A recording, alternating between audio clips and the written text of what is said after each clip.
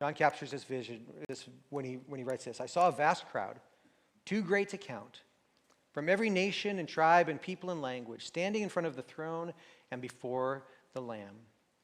That's the universal church, this multi-ethnic family, united not by culture or by style, but by Jesus. Have you ever had a moment in worship when you're suddenly aware of all the other voices that are around you and realize this is bigger than me? This is the reality of the universal church. And it's humbling for us to remember that the church doesn't belong to us. We belong to it. Jesus is the head. We're the body. Jesus is the shepherd. We're the flock. Jesus is the bridegroom. We are the bride. N.T. Wright once wrote, "The church exists not for itself, but as a living presence of Jesus for the world, the place where heaven and earth meet." That's a beautiful image, the church.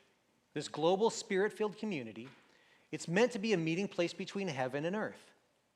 It's where God's kingdom begins to touch the world through ordinary people, just like you and me. When you give your life to Jesus, you become part of something that is far greater than you could ever imagine. So you were adopted into the family of God. See, God changes us through his church, and he changes the world through us. Now, while it's inspiring to think of the global church in that way, most of us don't experience the reality of that. Not in our day-to-day experiences anyway.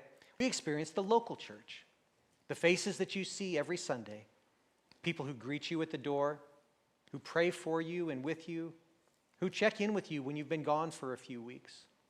That's where the family of God gets real.